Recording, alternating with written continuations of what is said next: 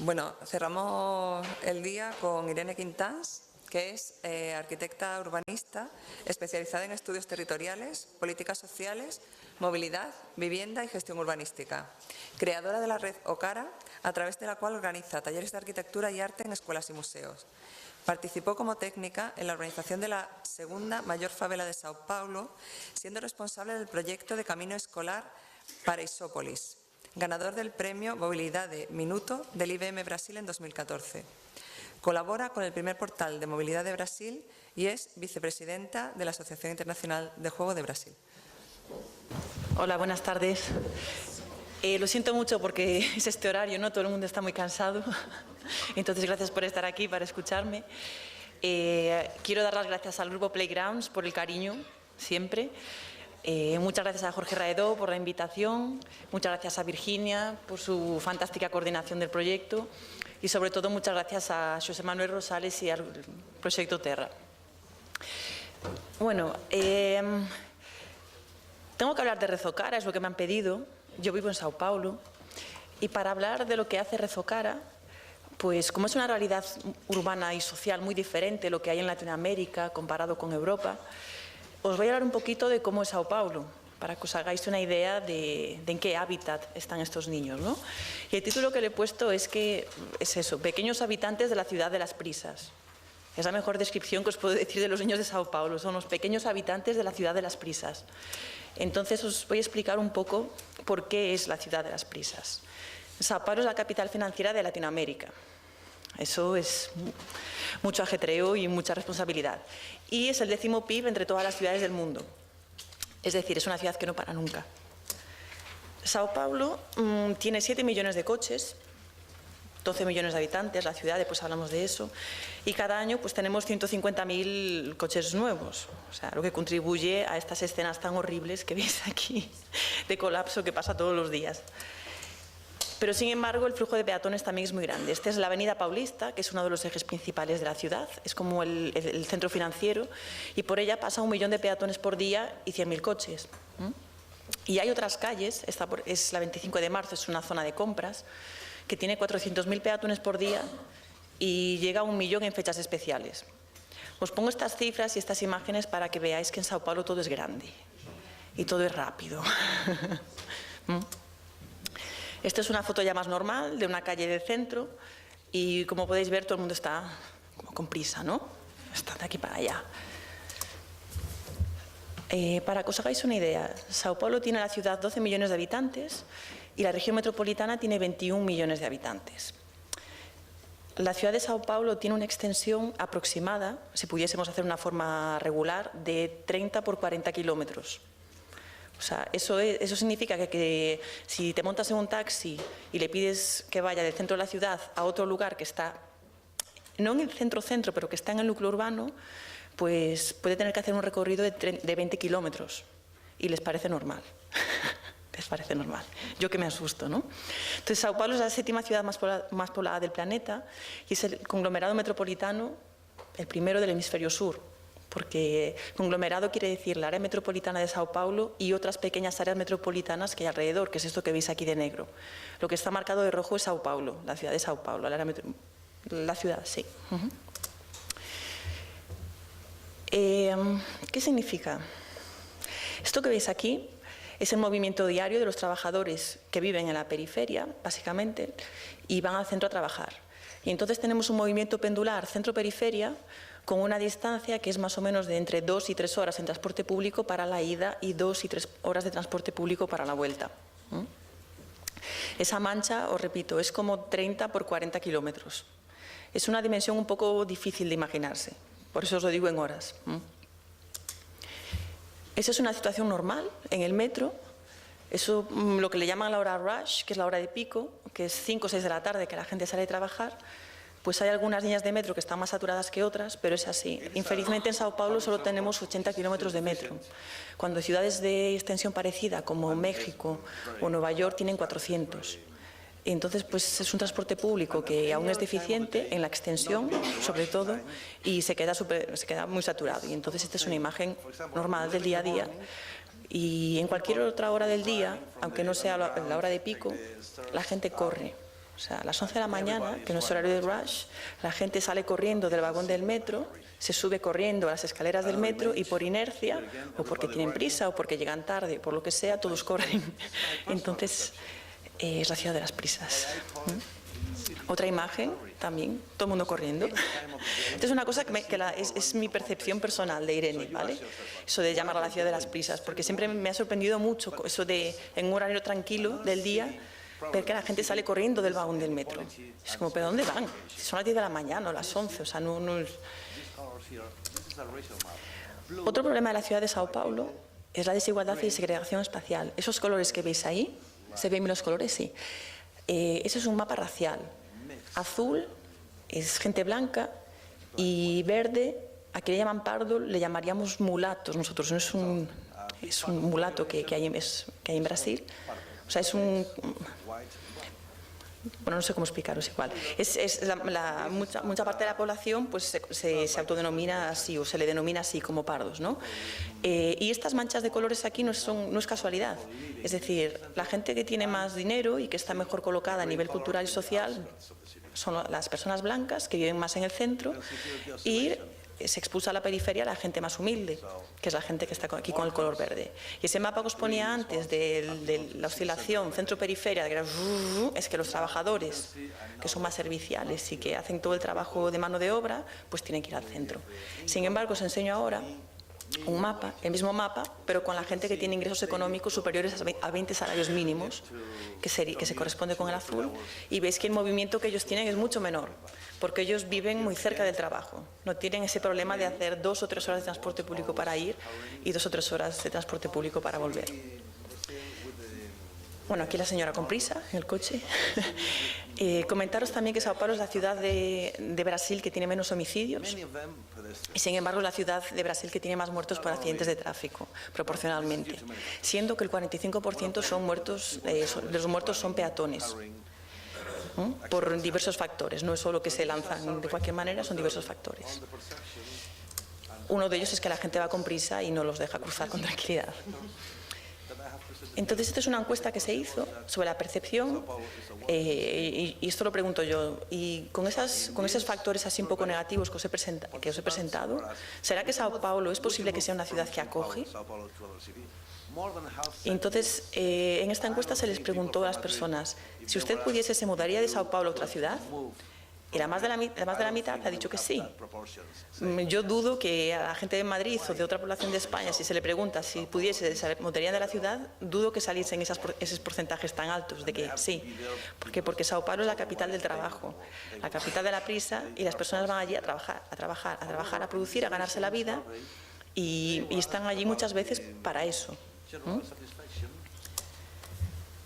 Sin embargo, en esa misma encuesta se preguntó sobre la satisfacción general en áreas que tienen que ver con la calidad de vida, y, curiosamente, lo que se valoró más durante todos los años que se hizo la encuesta, se valoró más las relaciones humanas, que es un poco así curioso, ¿no? Porque la ciudad de las prisas como que no se presta a que puedas apreciar como primera cosa las relaciones humanas, pero en todas las encuestas pues la gente lo ha valorado. Sin embargo, si te paras y ves la ciudad con un poco de cariño y dices, a ver, ¿se paran en algún momento? Los habitantes de las prisas, ¿se paran en algún momento? Y entonces podemos encontrar pequeños destellos de cómo las personas habitan el espacio público y tienen esos momentos de, ahora es mi momento, ¿no? Esto, por ejemplo, es donde está una zona universitaria, y siempre hay esas personas, adultos, que se reúnen allí a jugar a las cartas. Aquí es cerca de una estación de metro y siempre hay personas pues ahí tranquilamente sentados, y hay mucha vida, hay una floristería, hay un kiosco, y siempre hay mucha gente vendiendo, mercado informal, pero es un lugar de estar, no es de las prisas aquí.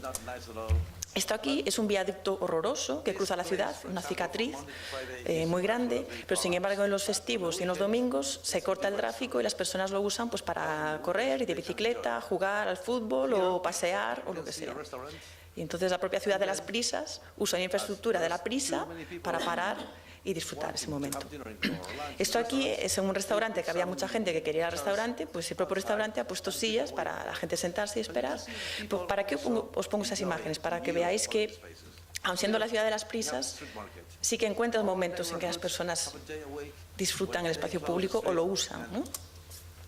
Esto aquí es el mercado de calle. Todos los barrios tienen un día a la semana una calle, un tramo de una calle que se cierra.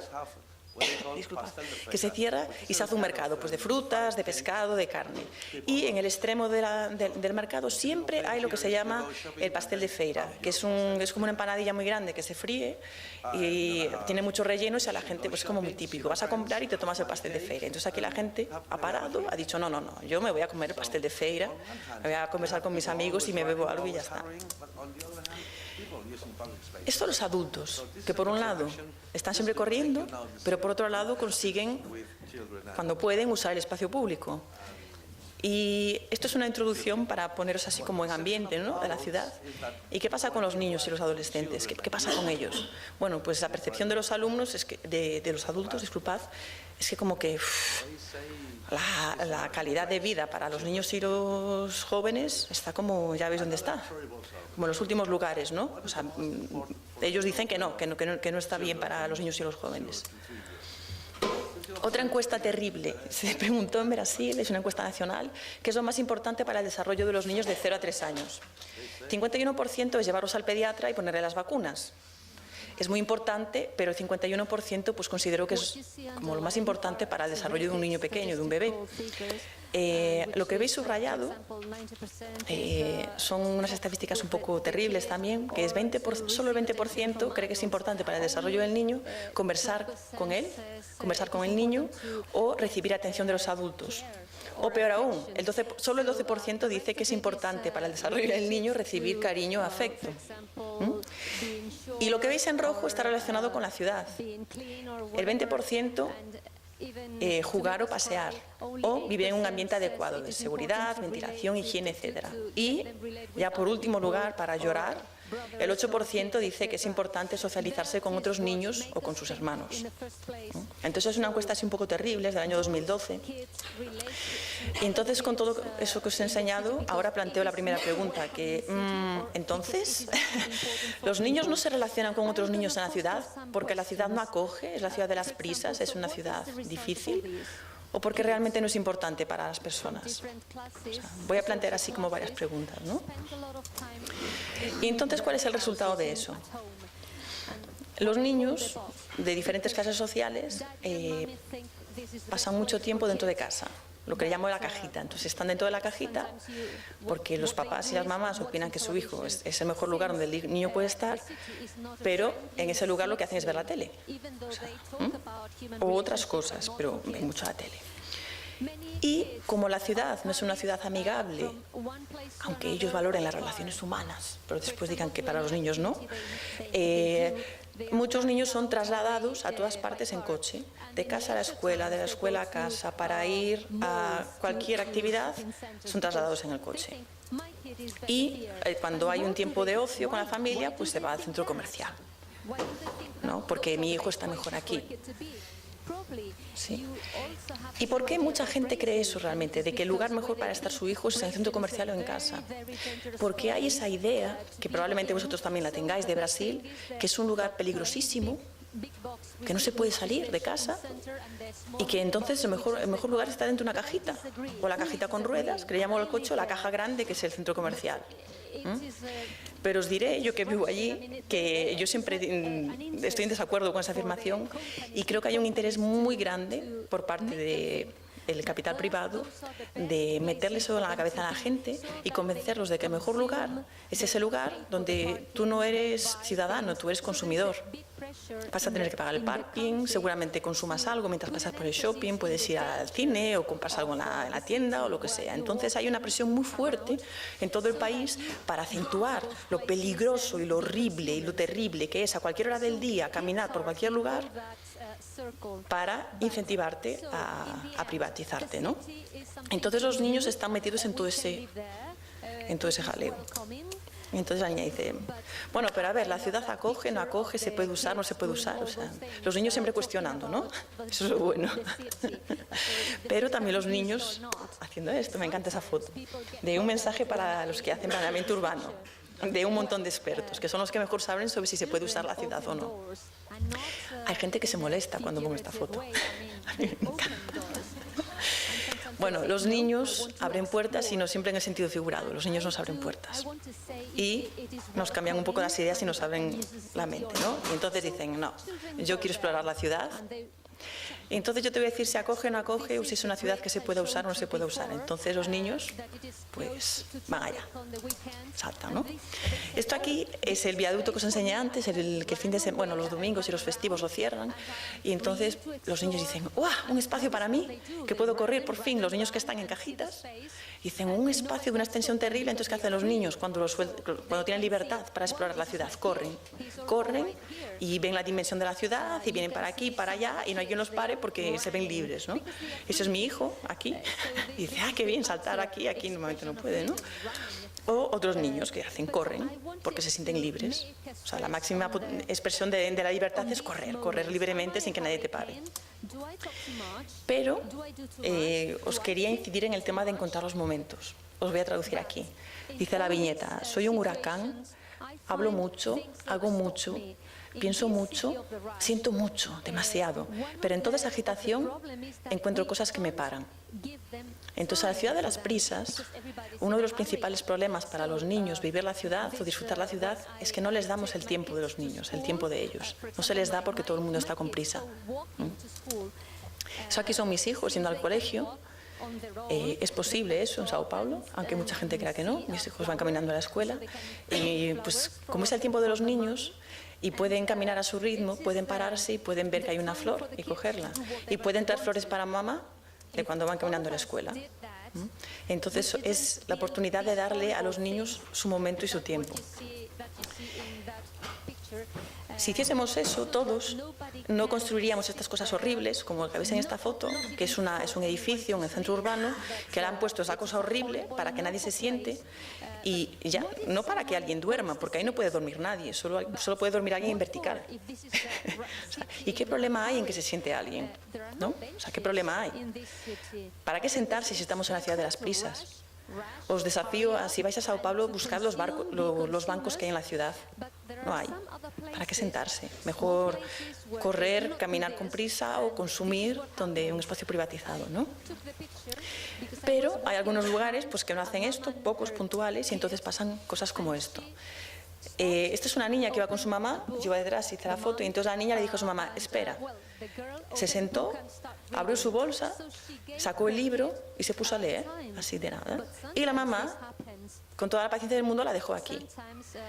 Lo que pasa que esto de darle el momento a los niños en la ciudad, en Sao Paulo es muy difícil, en muchas otras, pero en Sao Paulo mucho, porque la configuración urbana y sobre todo la prisa no deja esto. Entonces, os enseño todo esto, como esta cosa previa, para que veáis que es muy difícil tener momentos y darle a los niños su momento y su tiempo.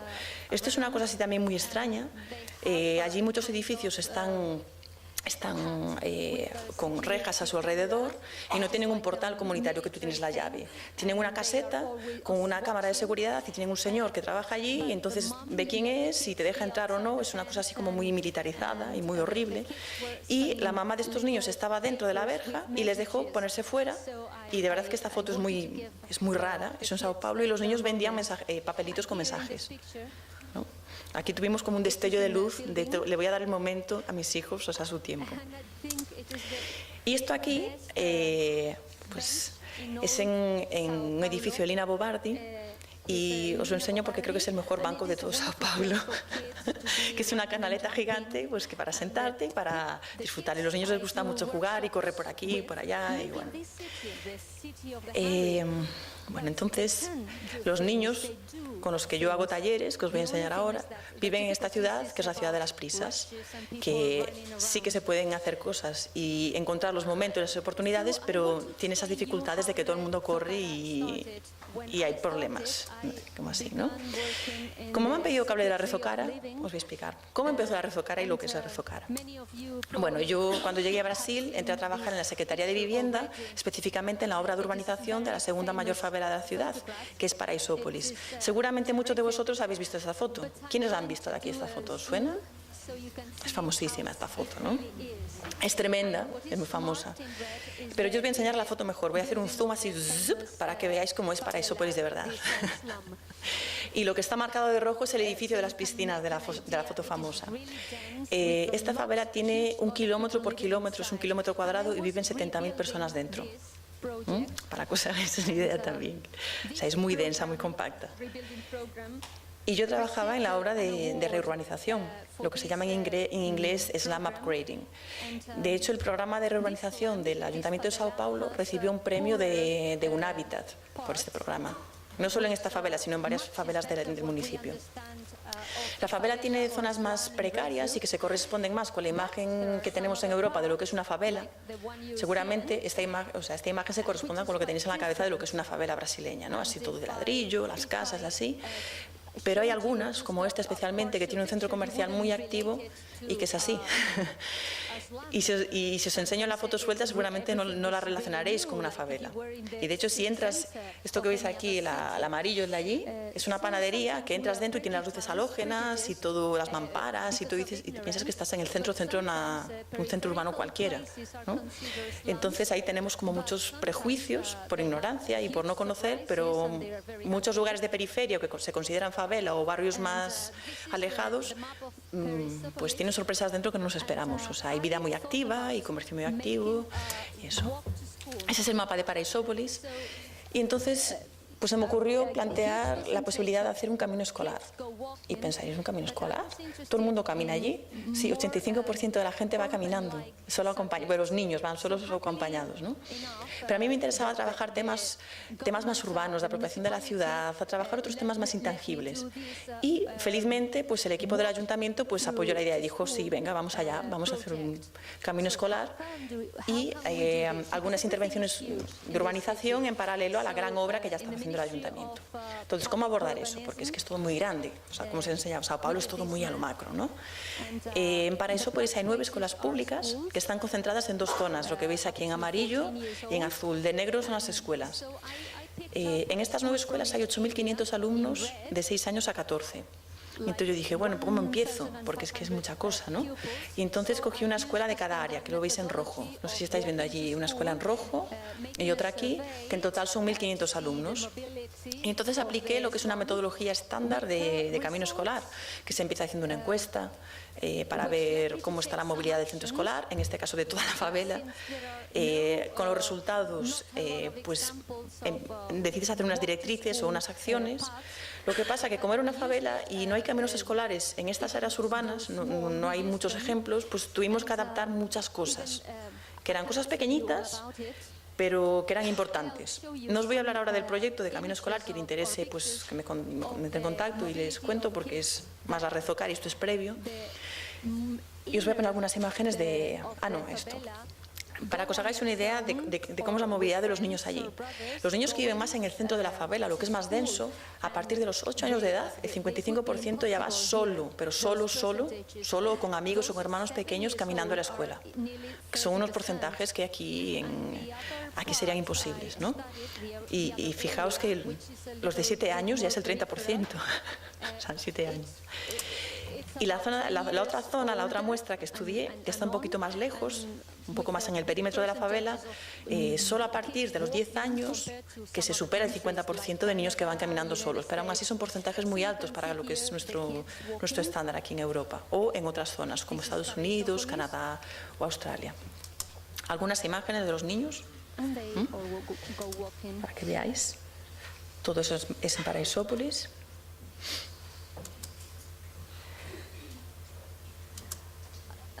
While I was trying to develop this walking path to school, with nearly no time, just on my free time, I was... Bueno, mientras yo intentaba desarrollar el camino escolar, con bastante esfuerzo, porque yo no tenía horas asignadas para eso. Yo era una técnica de la obra y como en mi tiempo libre iba haciendo el camino escolar poquito a poquito.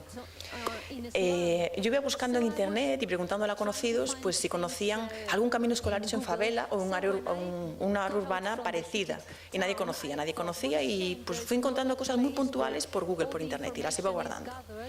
Y cuando salí del ayuntamiento pues dije, qué lástima que no haya un lugar donde esté toda la información concentrada para realidades urbanas parecidas y donde podamos consultar. Bueno, pues como no existe, pues yo la creé. Dije, pues la voy a hacer. Y entonces ese es el motivo que creé la Rezokara.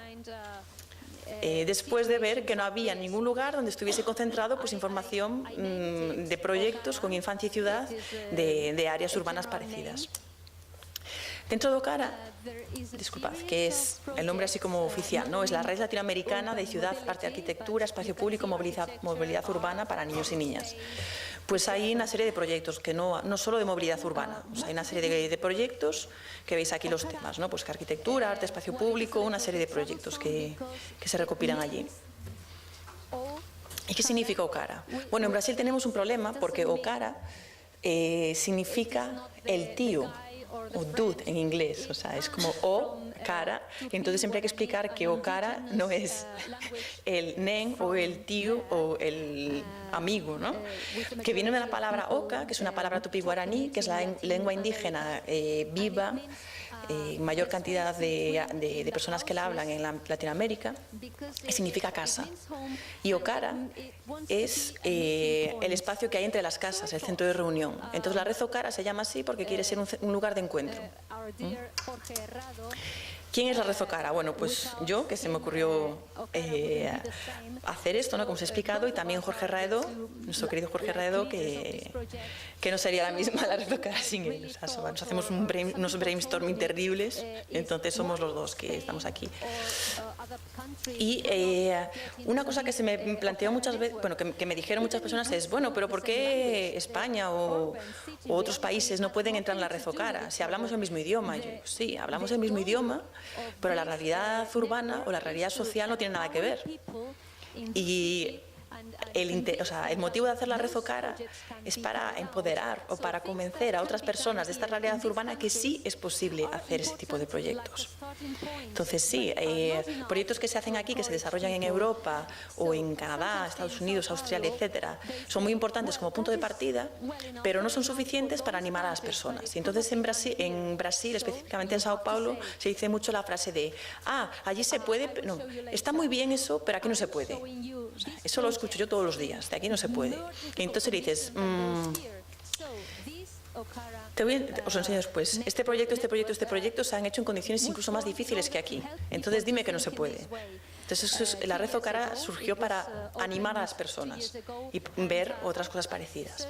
Para que os hagáis una idea, Red Okara nació en noviembre de 2013, o sea, hace unos 2 años más o menos, y las estadísticas, que yo las he buscado para enseñaroslas, pero tenemos así hay unos casi 9.000 usuarios, 22.000 páginas visitadas, que para ser una página pequeñita y en un tema muy específico, pues está bien, ¿no? Eso, yo considero que está bien esos números.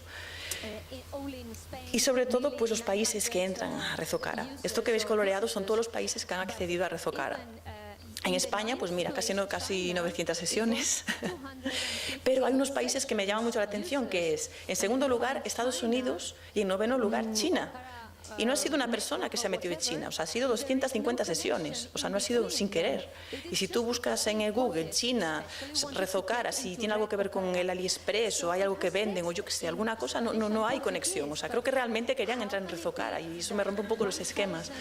Porque Red Okara tiene textos en español y en portugués. Entonces, 1.800 personas de Estados Unidos, sesiones. O sea, ese público, os lo digo a todos, tenemos un potencial ahí, o sea, ese público, aquí no hay nadie de Estados Unidos, ¿no? Hay mucha gente por ahí en el mundo que realmente le interesa este tema. Eso aquí son las ciudades que entran. Claro, lógicamente quien más entra es en Brasil, pero después todos los países que os enseñé. Y he hecho un zoom en España para mostraros por curiosidad. Estas son las personas que entran en Red Okara de España. Curioso, ¿no? O sea, que es como... Entonces, ¿qué hacemos en Okara? ¿Qué sale en la Red Okara? Básicamente, hay 2 líneas de trabajo. Primero es el portal web, un portal web, es un término así, ¿no? Entonces, lo que hace el portal web es localizar experiencias que tienen que ver con ciudad e infancia de América Latina y las publicamos, les ponemos un formato homogéneo, las publicamos, yo digo las amplificamos para llegar a todo ese público que os he enseñado. Entonces son experiencias que a lo mejor son muy locales y que solo las conocen en la ciudad o ni siquiera eso, y las publicamos y entonces es como ¡vum!, ya se va a 1000 personas que ven la experiencia. Entonces es una forma de llevar el trabajo a otros. Y cuando empezamos la Rezocara, eso pasó en Lima. O sea, había 2 proyectos de Lima que no se conocían y como se unieron los 2 a Rezocara, pues hay otro en Lima que hace lo mismo que yo, o parecido. No lo mismo, parecido. No estoy solo. ¡Ah, qué bien! Las personas se sentían así un poco solas, ¿no? Y entonces Rezocara consigue hacer eso que os decía, de lugar de encuentro, de conocer que hay otras personas cerca de ti que hacen cosas parecidas y entonces te anima, y también las personas de lejos ver lo que se está haciendo por aquí y por allá. Y por otro lado, pues también hacemos talleres, que os voy a explicar ahora con más detalle. Siempre, esta frase es importante, ¿no?, creyendo que los niños y los jóvenes son pueden ser multiplicadores de experiencias y agentes de transformación de la sociedad. O sea, eso lo creemos de verdad, profundamente, no es un cliché. Os voy a poner algunas imágenes de experiencias que hay en Rezocara, ¿no? Os he traído unas tarjetas, después si la queréis coger con la dirección, quien quiera coger para veresrezocara.com, es muy fácil de entrar. Este es un proyecto de Argentina, en Buenos Aires, que se hace en creo que es la mayor favela de Buenos Aires, Villa 31, de las mayores. Esto de aquí es el proyecto del primer pedibús de América Latina que se realizó en el año 2010. Es en la periferia de Bogotá, en una zona de guerrilleros y paramilitares. Ese es uno de los ejemplos que yo uso cuando en Sao Paulo me dicen, pero es que aquí no se puede. Digo, espera, o sea, esta periferia es más complicada que la de Sao Paulo, salvo lugares muy puntuales, ¿no? Pero es que es un ejemplo así difícil este aquí. Otra imagen es muy bonito este proyecto. Se hizo entre el 2010 y 2011 y se hizo entre una fundación y en colaboración con la Secretaría de Movilidad del Ayuntamiento de Bogotá. O sea, fue política pública. Esto es un camino escolar que las mismas personas que hicieron ese otro pedibús que os enseñé, lo está haciendo actualmente en Barranquilla, en Colombia. Esto de aquí es un camino escolar de bicicleta en Bogotá. Es un proyecto estupendo y tiene unos números, no los tengo aquí, pero todos esos proyectos están en Rezocara y los podéis ver con más detalle allí en la red. Y cada proyecto tiene una ficha con los datos de contacto de la persona que coordina el proyecto. Entonces cualquiera puede ponerse en contacto directamente con la persona que desarrolla el proyecto. Pero es un proyecto que se hace con centenas y centenas y centenas de niños y jóvenes en Bogotá. Es muy interesante. Esto aquí es en Caracas, en Venezuela. Esto es en Perú. Se hizo este año pasado, ¿no, Jorge? Esta conferencia, creo. Sí, es en 2015. Esto de aquí, sobre espacios de juego. Esto es un programa municipal que hay en Lima, Perú, que se llama Mi Barrio, no Barrio Mío, y entonces van a las áreas de periferia donde no hay espacios públicos para la población y junto con la población, hablando de participación ciudadana, junto con la población pues deciden qué espacio público necesitan en ese lugar, que lo podríamos etiquetar desde Europa como lugares de favela, pero no son favelas, son áreas de periferia que tienen la configuración que tienen allí, ¿no? Y los niños siempre participan en el proceso de ejecución, de construcción. También se contratan como las personas que hacen la obra, son personas que viven en ese lugar y entonces a todos los niveles se hace mano con la población de ese lugar. Es muy bonito este proyecto y es del ayuntamiento, es política pública esto. Esto aquí son los talleres del Arquiclub Azul, que es en Montevideo, en Uruguay. Esto aquí es en Guatemala. Esto ya es en Brasil. Pues es un plano general de Curitiba, pues que se hizo una participación social que la verdad después he visto en materiales de que ha sido un poco polémica esa participación social, no fue muy efectiva esa participación social, pero está bien que por lo menos hayan intentado hacer una parte con los jóvenes, ya es algo, o sea, es una cosa poco habitual allí en Brasil. Esto también es un proyecto de Brasil, se llama Células de Transformación, y esto aquí es un proyecto en una zona del centro de Sao Paulo que es muy vulnerable y que le llaman Cracolandia, porque hay mucho problema con el crack, y está en el centro de la ciudad, esto aquí. Bueno, entonces tenemos por un lado el portal web, que lo que hacemos es eso, recopilar proyectos, y que actualmente tenemos unos 70 proyectos de 13 países de América Latina. Cada uno pues tiene el mismo formato, y cada proyecto pues tiene un montón de links con todas las informaciones que hay disponibles de ese proyecto y la ficha con los datos de la persona que desarrolla el proyecto. Y por otro lado, pues como yo vivo en Sao Paulo, pues yo dije, oye, yo también quiero hacer cosas, ¿no? Y entonces Rezocara Sao Paulo, os voy a contar ahora un poco pues las cosas que yo hago. Por un lado, trabajo con adultos. ¿Por qué con adultos? Si estamos hablando de niños, ¿no? Yo hago parte de IPA Brasil, que es la filial de IPA World, que es una entidad que significa International Play Association, Asociación Internacional del Juego, y que ellos trabajan con base en el artículo 31 de la Convención de Derechos del Niño de la ONU, que lo que dice ese artículo es que se debe garantizar el acceso al juego y a la cultura de los niños, ¿no? Y entonces IPA World hizo una encuesta en todos los países donde tienen filiales, que no recuerdo cuántos son, de por qué no es efectivado el derecho al juego en ese país. Y en Brasil el resultado fue que los niños no juegan lo suficiente porque los adultos no creen que sea importante. Entonces IPA trabaja mucho con formación y trabaja mucho con adultos, porque puedes trabajar, es lo de pescar o dar pescado, ¿no? Si los adultos no saben que es importante jugar, pues los niños no van a poder jugar suficientemente. Y lo mismo con la ciudad. Los adultos no son conscientes de lo importante que es la relación con la ciudad para el desarrollo integral del niño, como os enseñé en esa encuesta, donde el 50% decía que eran las vacunas, pero solo el 8% decía lo de la interacción social con otras personas.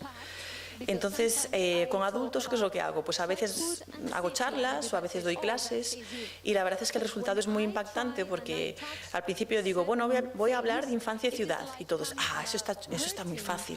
Está chupado eso. Y empezamos a hablar y empiezo a tocar algunos temas, y entonces es como que empiezo a meter el dedo en la herida, porque tocamos temas de miedo, de seguridad, de prejuicios que las personas tienen en la cabeza, de por qué el mejor lugar para estar un niño es dentro de la cajita, y entonces les deconstruyo un poco esa idea que tienen en la cabeza, y es muy interesante. O sea, es muy interesante como en 2 horas, tocando las teclas que necesitas tocar, pues le puedes abrir la cabeza a las personas. Y es muy necesario eso, porque por mucho que yo hable que los niños tienen que interrelacionarse con la ciudad, si los papás no le dejan, no va a ser posible. Y por otro lado, pues hago talleres con niños. He hecho algunos talleres en lugares cerrados como museos o escuelas o centros cívicos o centros culturales, pero lo que más hago es trabajar en la ciudad, en el suelo de la ciudad, en las calles, en las plazas y en lugares así. ¿Y cómo hago eso, no? Bueno, en Sao Paulo, desde hace unos 3 años más o menos, que ha empezado con más fuerza, pues se ha generado un movimiento que se llama de colectivos urbanos. Los colectivos urbanos pues son grupos de personas que voluntariamente, no siempre tienen patrocinios, pero muchas veces voluntariamente, pues trabajan con el espacio urbano pues de una forma a veces de guerrilla, a veces es un poco más formal, y hacen cosas tácticas y hacen intervenciones y luchan por tener una ciudad mejor y activar todo socialmente. Y, en fin, son muchos colectivos urbanos y muchos trabajan en red. Y entonces lo que pasa es que a veces uno organiza un gran evento público y llama a varios colectivos urbanos para participar. Y a veces piensan, sería interesante tener algo para los niños. No siempre están convencidos de que es importante traer a los niños, a veces lo hacen porque es un cliché y va a quedar bien tener un taller para niños. Y entonces a veces me llaman y dicen, pues, queremos un taller de Rezocara en este evento que trabaja el tema de ciudad y niños. Y digo, bueno, sea el motivo u otro, lo que interesa es trabajar eso con los niños. Hace unos meses me invitaron a abrir un blog en el portal, un portal web que se llama Mobilice con B, que es el mayor portal web de movilidad sostenible de Brasil. Y tiene varios blogs de varias personas y me invitaron. Y yo pensé, ¿qué título le voy a poner al blog? Me dijeron, piensa en el título. Tiene que tener un título, tiene que tener un título. Y entonces empecé a pensar sobre todo lo que yo hacía con Rezocara en Sao Paulo.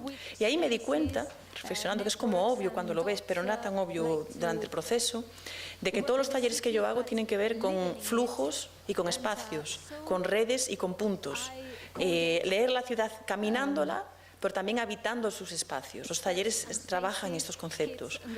Y entonces llamé al blog Pasos y espacios, niños en la ciudad.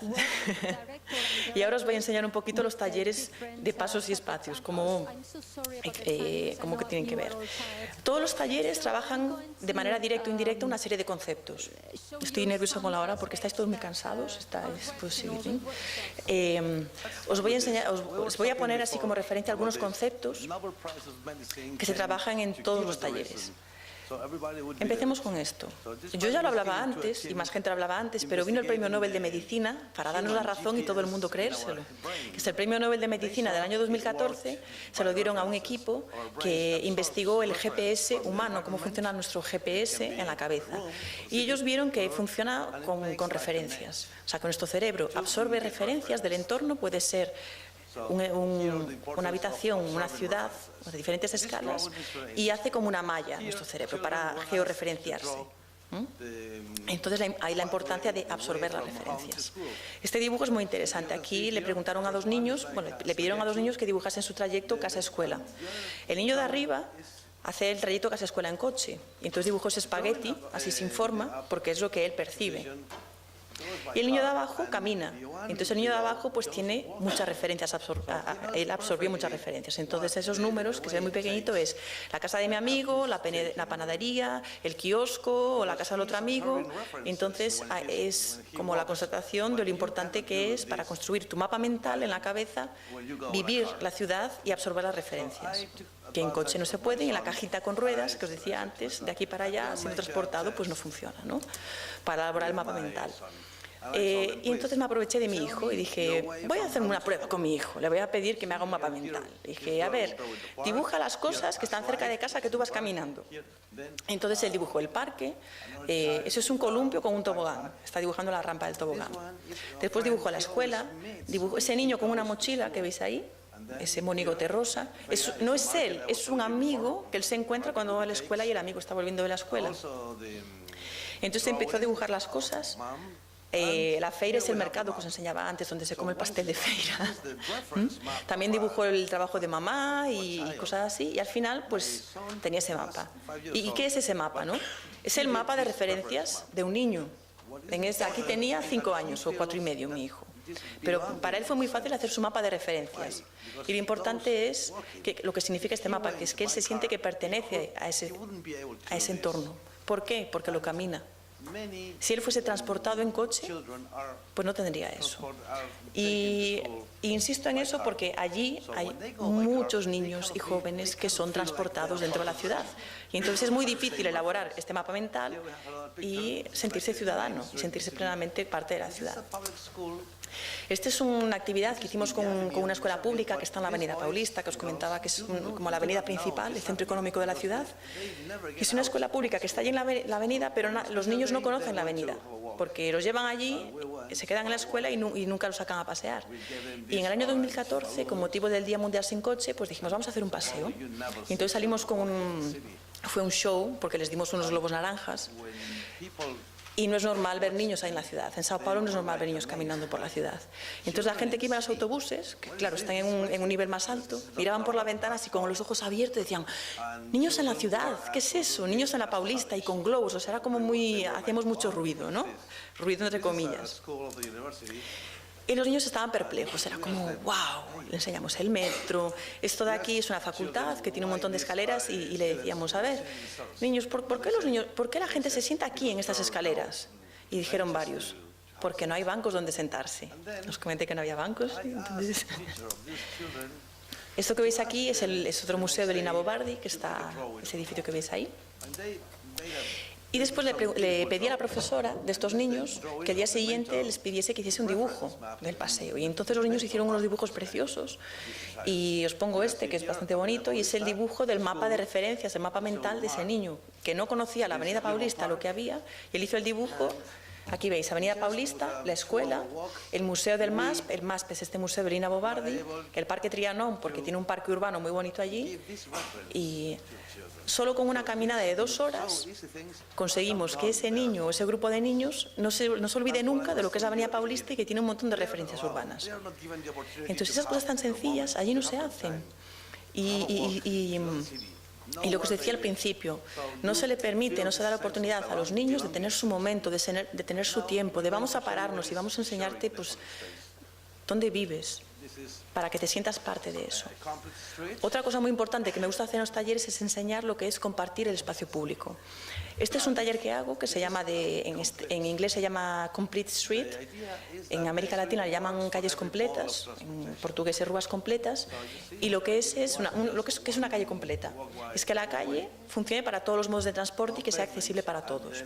Entonces veis aquí en el dibujo, la calle que en principio era solo una acera y era todo coches, pues se transforma la sección de esa calle y tiene espacio para el transporte público, pues más para peatones, etc. Entonces eso es lo que se llama calle completa.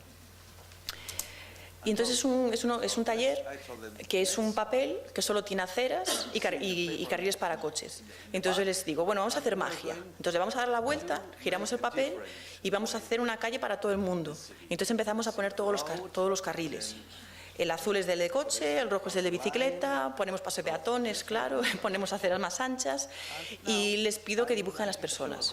Bueno, aquí faltan las personas, ¿no? Y entonces es un taller muy sencillo, pero que trabajamos ese concepto. Y ahora os quería poner un vídeo sobre eso, 2 minutos. Aquí. El vídeo está... los niños hablan en portugués. Voy a poner el volumen bajo y os voy traduciendo, ¿vale? ¿Por qué os pongo este vídeo? Día Mundial Sin Coche 2014, contacta conmigo Greenpeace Brasil y me dice, Irene, nos han dicho que tú haces cosas con niños y ciudad y que nos gustaría mucho hacer una grabación con entrevistas a los niños. Digo, vale, estupendo. ¿Cómo queréis hacer? Vamos a un parque y con la cámara los filmamos y les ponemos el micrófono y les preguntamos. Hombre, no, tienes que... ponerlos en ambiente. Y entonces pues los convencí para hacer un taller previo. Hicimos un taller previo de calles completas. Y estas personas de Greenpeace que nunca habían hecho ninguna actividad con niños, ellos decían, bueno, tenemos que tener cuidado porque cuando los niños digan que quieren una calle agradable, nos dirán que quieren una calle de caramelo o una calle de algodón dulce. Y yo los miraba con cara rara y decía, no, los niños saben muy bien lo que quieren, os vais a sorprender. Pero ellos insistían en que los niños iban a hablar en ese lenguaje acaramelado, ¿no? Entonces quiero poner este vídeo para que veáis el resultado. A ver, tengo que bajar el volumen porque empieza enseguida. Agora que a gente vai começar. Un momento. Es que tengo que regular el volumen para que me escuchéis y no os moleste mucho yo hablando. Bueno, la niña dice, ¿es ahora que vamos a empezar? Agora que a gente vai começar.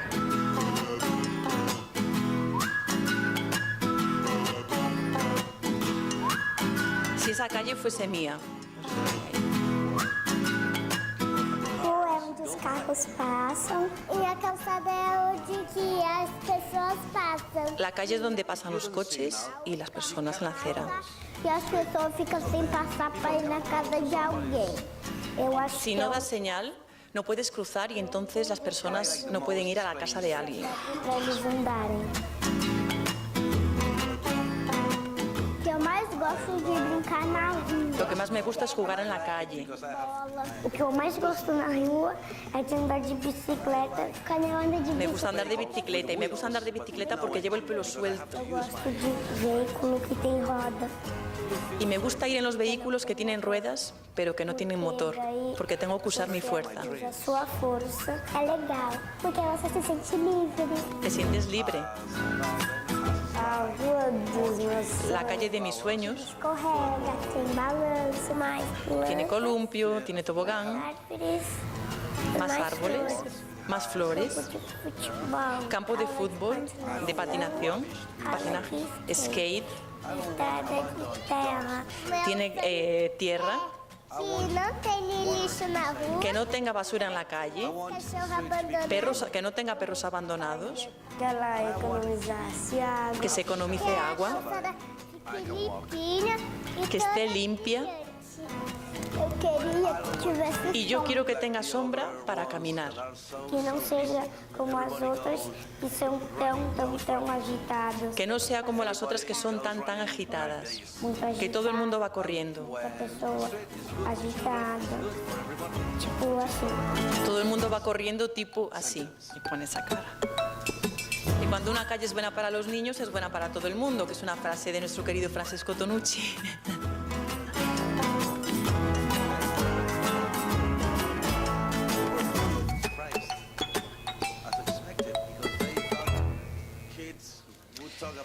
Bueno, y entonces se sorprendieron mucho, como era de esperar, porque ellos creían que los niños iban a hablar esas cosas y cuando los entrevistaron y escucharon que los niños hablaban esas cosas con tanto sentido común, pues les sorprendió mucho, ¿no? La gente que está aquí, que trabaja con niños, pues sabe que los niños tienen criterio y que saben perfectamente apuntar los principales problemas y apuntar las principales soluciones. Pero la gente que no trabaja con niños no es consciente. Y entonces este vídeo es una prueba de cómo no es consciente y cómo se sorprende con esto. Por eso os quería poner esto aquí. Esto aquí es de nuevo en la Avenida Paulista. El alcalde actual pues hizo muchas medidas de movilidad urbana que antes no existían, y entonces creó de 0 kilómetros a 400, o sea, donde había 0 kilómetros creó 400 kilómetros de carriles de autobús. Y donde había 0 kilómetros de ciclovías, pues creó una red de unos 300 kilómetros, y todo eso es muy polémico porque es la ciudad de los coches y la ciudad de la prisa. Y entonces, pues hay gran parte de la población pues no le hace mucha gracia eso, ¿no? Y ese es el día que se inauguró una ciclovía en la Avenida Paulista, que eso fue como, oh, Dios mío, la principal avenida de la ciudad de la prisa y tiene una ciclovía, o sea, que es un despropósito, ¿no? Bueno, esta es la inauguración, se cerró toda la Avenida Paulista y entonces me pidieron que fuese a hacer algo y se me ocurrió hacer una cosa muy simple, que fue hacer un check-in manual. Y entonces pusimos un papel y los niños iban allí a marcar la mano, de nuevo la mano, que se habló varios de los colegas aquí, la mano y el nombre, para ver cómo para que los niños se sintiesen importantes. O sea, es importante que tú estés aquí en este momento, es un día importante para la ciudad y tu presencia es importante. Y les encantó. Y salió así como un gran panel con todos los niños. ¿Ya? Ah, no. 5 minutos más me das, por favor. Si nos pasamos de las 8 no sale más caro. Vale. Vale. Este es un... Vale, daban 2 minutos, por favor. Pero son menos 10. Vale. Pues entonces dame 3 minutos, ¿vale? Este es un taller sobre donde yo hablo cómo... Es que ahora vengo a tu casa de la música, espera. Sobre cómo es habitar la ciudad y hablamos con los niños de habitar la ciudad, y aquí estábamos haciendo habitantes de la ciudad, habitantes de papel. Aquí los niños estaban llevando a los habitantes y aquí llenando la plaza de habitantes. Y ellos mismos decían que hablábamos de cómo era importante para cuidar la ciudad, usar la ciudad y tener habitantes. Esto de aquí es un taller de Jorge Raedó que se llama La Casa de la Música, y a que a mí me gusta mucho hacer en los espacios públicos, y lo hago como si fuesen las muñecas rusas, que se encajan una dentro de otra. Y entonces hago este taller trabajando el concepto de casa, plaza, ciudad, casa y habitar todas esas escalas. Algunas imágenes de los talleres de la Casa de la Música en Brasil, con algunas variaciones. Y importante convivir con las diferencias. Si no vas a la calle y si no convives con las diferencias, no vas a aprender, y de adulto tampoco vas a aprender. Este es otro taller que es para reconocerse a través de la mirada del otro, pues que uno hace un retrato de uno y el otro se intercambia otra vez el retrato. Tengo que ir deprisa. Os decía los colectivos urbanos, este es otro día que me llamaron para hacer una charla. ¿Y dónde están los niños en las políticas públicas? No están, ¿no? Este es un proyecto que se le encargó a Jean Gehl, al famoso urbanista, para que hiciese un proyecto en Sao Paulo, y él marcó 4 puntos en la ciudad, que en realidad solo se ejecutaron 2, que se hizo una intervención urbanística y se hicieron un montón de actividades culturales. Y entonces esto aquí es pues como es un taller para niños, y los niños que vienen aquí son niños que viven en ocupaciones de edificios de la zona central que están abandonados. Son niños que viven en condiciones muy marginales. Voy a pasar. Y por último, en noviembre hicimos un seminario patrocinado por el Banco Mundial, que era el Seminario Internacional Ciudades a Pie. Y por primera vez en Brasil se introdujo el tema de los niños en políticas públicas, y fue muy importante, sobre todo para que los adultos supiesen que existen y que es importante introducir el mundo de los niños. Entonces trajimos a la experiencia que os comentaba del primer pedibus de América Latina, trajimos también la experiencia del primer camino escolar de Sao Paulo, que se ha empezado hace poco, y una serie de actividades que el público que estaba allí nunca había trabajado con niños, o sea, es público técnico que está acostumbrado a ir a seminarios técnicos de movilidad urbana. Y ya eso os lo digo que os dejo aquí. Esta es una parte de la red Zocara que se llama Ocara Lab. Os lo lleváis si lo veis, porque no me dejan hablar más.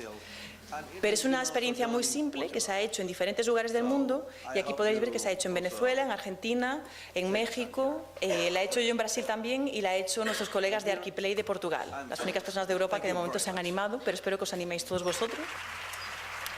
Las imágenes de Venezuela, de Brasil, y ya acabo. Con esto